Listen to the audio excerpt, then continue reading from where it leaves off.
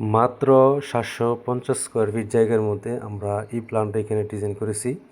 আপনাদের যাদের পাশে জায়গা আছে 23 ফিট এবং লম্বায় 33 ফিট জায়গা আছে, তো তাদের জন্য কিন্তু আজকের এই প্ল্যানটা আমরা 750 স্কোয়ার ফিট জায়গার মধ্যে আমরা এখানে 3টা বেডরুম দিয়ে কিন্তু আমরা চমৎকার একটা প্ল্যান কিন্তু আপনাদের জন্য আমরা এখানে ডিজাইন করেছি।